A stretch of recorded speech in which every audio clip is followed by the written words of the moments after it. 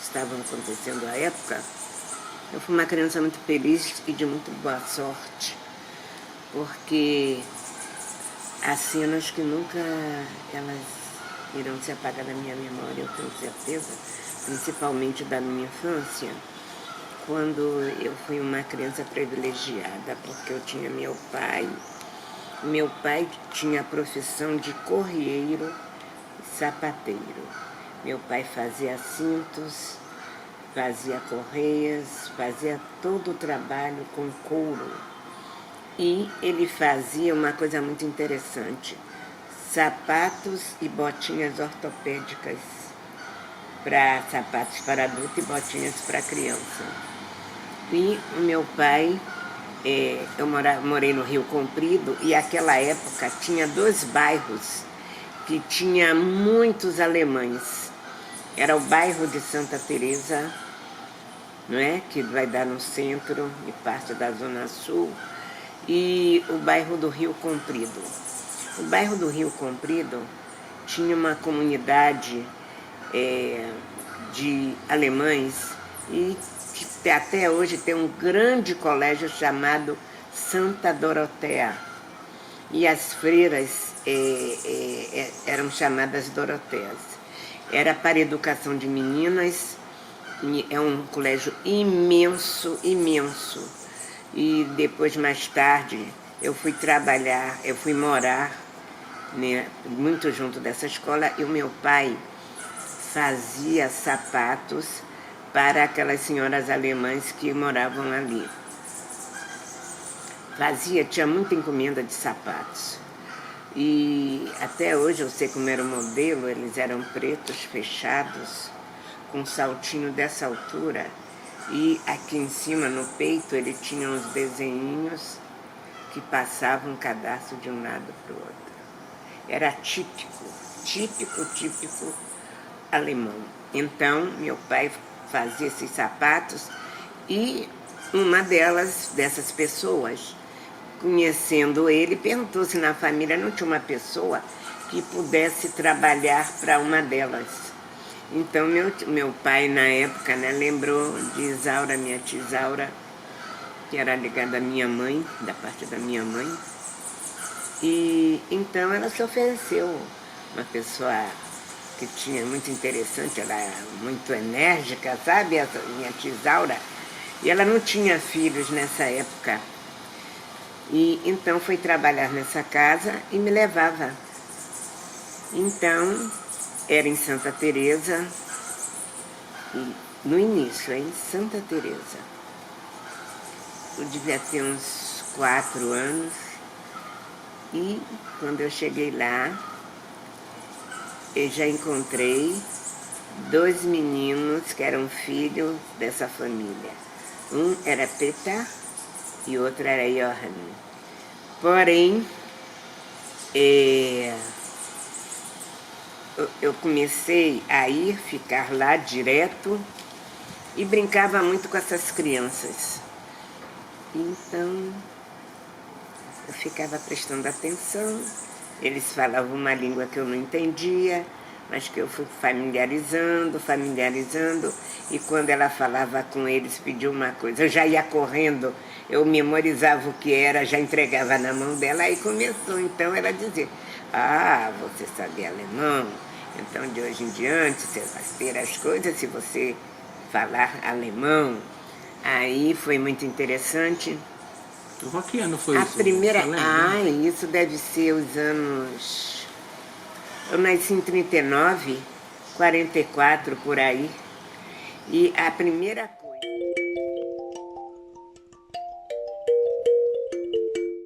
Eu, procurando saber sobre minha cultura, sobre orixás, eu fui levada a um sebo. E como eu já disse, alguns autores brasileiros que estudam o negro à época, com seus preconceitos, né?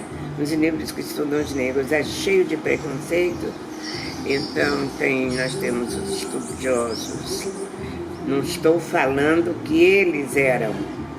É só a pessoa ler os livros e saber quem era e quem não era. Então eu estou falando no meu interesse em Manuel Querino, o meu interesse em professor Nina Rodrigues. Eu não conheci ele, mas conheci pessoas contemporâneas dele que foram pesquisados por ele. Então começo por essas figuras até no sebo eu encontrar um livro colorido sem capa de Pierre Verger, que foi o Dia da África.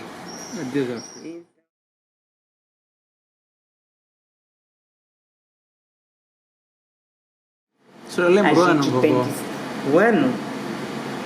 Se em 72 eu já era feita, talvez 1960, 1962, 63. Foi antes da Revolução de 64.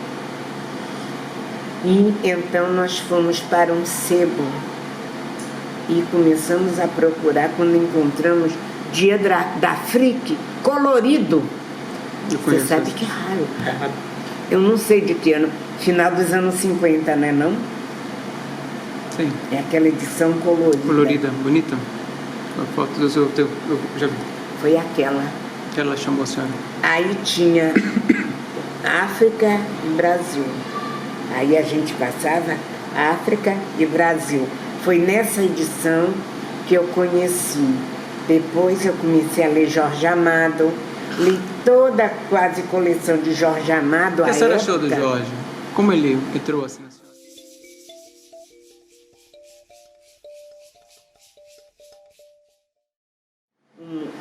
Criou um mundo. Doutor Duá, as correntes da Duá? Não, da corrente, Ogum. Ogum é Ketá Orixá. Ogum terceiro orixá.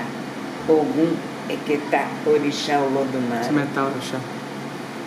Então, ele é também, ele diz, Ogum Alacaie Ocimolé, aquele que vem na frente de todos os orixás. Ogum vai cortando. São os títulos dele. Primeiro, eu não girei assim, né? Ele corta ele próprio e faz a corrente das vísceras e manda o Oduduá e o Olodumare descer. E ele segura no ar com seu próprio corpo a corrente. São os intestinos dele que então as correntes que descem do Duá são os intestinos de Ogum. Em alguns itãs, porque aí já é uma...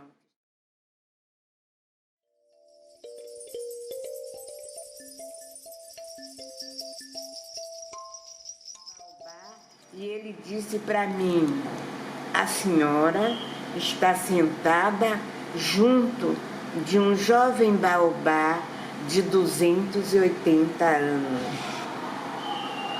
O meu pai, o senhor diz para Cici, o meu pai conta para mim que o meu avô conheceu e o meu bisavô também conheceu esse baobá que a senhora está junto dele. Então, ele fala de provável 3 gerações, tirando ele. O avô, o bisavô, o tataravô. E ele é um senhor. Então ele diz mais ou menos 280 anos que ele estava ali ou mais, ele só poderia dizer. E aquilo foi uma honra muito grande para mim, eu estar ali e ter o axé daquela árvore ancestral, onde várias gerações passaram por ela e há várias gerações, Nanã do meu lado e Dambalauedô do seu lado, recebe aquelas honras. Então, Dassazomé, para mim, o silêncio de Dassazomé foi impressionante. O silêncio de Dassazomé só foi quebrado quando eu vi uma criança e ela se escondeu. Aí eu fiz assim, aí meti a mão numa sacola, que o povo de Lissá ou Batalá usa sempre uma sacola.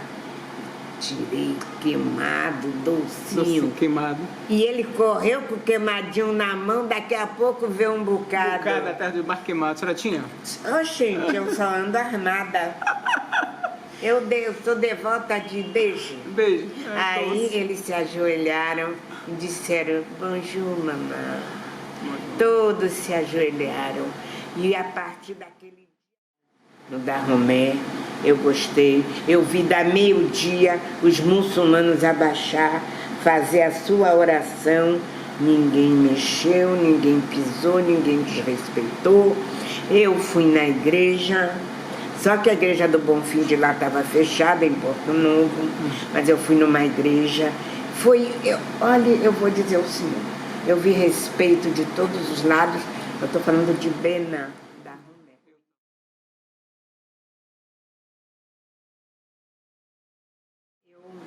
Quando eu, no caminho, indo para Dassazomé, eu passei em locais